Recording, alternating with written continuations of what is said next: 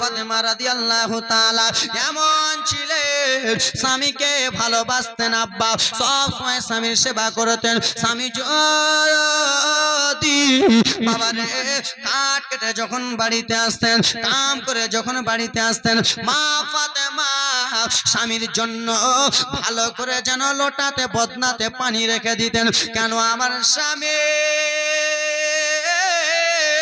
কত দূর থেকে আসিবে, আমার স্বামী যেন পানি না খুঁজে রে, আমার স্বামীকে যেন পানি না খুঁজতে হয়। স্বামীর জন্য মা ফাতেমা পানি রেখে দিতেন।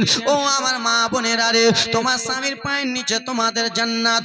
ও মা, তোমার স্বামী যদি বাইরে থেকে আসে মা রে, তোমার কাছে যদি কিছু জিনিস চাই মা, তুমি সঙ্গে সঙ্গে দিয়ে দেবে মা রে, কোনো সময় না বলবে না। তোমার স্বামী যদি মাঠ থেকে আসে, স্বামীকে তুমি সঙ্গে সঙ্গে দিয়ে দেবে। তোমার স্বামী যদি বাজার থেকে আসে, এক গিলাস যদি পানি চাই, তুমি পানিটা দিয়ে দেবে। তোমার স্বামী যদি রাত্রে বেলাতে বলে আমার বিবি, ওরে আমার বিবি, আমাকে রাত্রে জ্বর এসেছে, আমাকে রাত্রে বোখার এসেছে রে বিবি, দাও দাও দাও, আমাকে একটা রুটি পাকায়া দাও, তোমাকে রুটি পাকিয়ে দিতে হবে মা।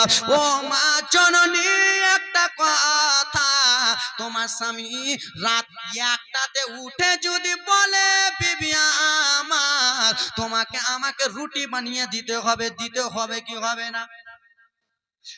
দিতে হবে মা জননী আমার। এই জন্য বলতেছি মা, জননী ফাতেমার মতো হয়ে যাও মারে, পর্দাশীল হয়ে যাও মারে, পর্দা করতে লাগো মারে। মা ফাতেমা এমন মহিলা ছিল, কোনোদিন স্বামীকে কষ্ট দিতেন না। মা ফাতেমার হাতে পোশাক হয়ে গিয়েছিল, মা ফাতেমা স্বামীকে বলেন নাই কেন আমার স্বামী কষ্ট পাবে রে, আমার স্বামী ব্যথা পাবে, তাই জন্য মা ফাতেমা স্বামীকে বললেন না। ওগো আমার মা, মা ফাতেমা এমন পরেশগার মহিলা ছিল, মা ফাতেমা হেঁটে কোনো অপর পুরুষের বাড়ি যাই নাই, মা ফাতেমা কোনোদিন কোনো বাড়িতে যাই নাই, মা ফাতেমার মাথার চুল কেউ দেখতে পাই নাই। মা ফাতেমাকে দেখে চন্দ্র সূর্য শরমে নুকিয়েছে, মা ফাতেমাকে দেখে পাড়া পড়োশের গাছেরা আকাশ বাতাস নুকিয়েছে। ওগো আমার দরদি মা রে, তোমাদের কাছে একটা জোর হাত করে যাই মা, স্বামীর সেবা করো এবং কি 5 ওয়াক্ত নামাজ পড়ো মা রে। নামাজ তোমাদেরকে পড়তে হবে, স্বামীর সেবা তোমাদেরকে করতে হবে। আব্বা তোমাদেরকে একটা জোর হাত করে বলে যাই, ওয়াবিল ওয়ালিদাইনি ইহসানা, পিতা মাতার সেবা করো, পিতা মাতাকে ভালোবাসো। তুমি একবার হজ করে নাও, দুইবার হজ করে নাও, 1 রাকাত 10 রাকাত 20 রাকাত, তুমি 100 রাকাত যদি নামাজ আদায় করো, আর তোমার মা যদি তোমার একটা কথায় আহা করে উঠে, উহু করে কথাটা উঠে, তোমার হজ নামাজ রোজা কিছুই কাজে দেবে না, কিছুই কাজে দেবে না। তাই জন্য পিতা মাতাকে রাজি করে নাও, মায়ের পায়ের নিচে তোমার আমার জান্নাত। মাকে ভালোবাসো, বাবাকে ভালোবাসো।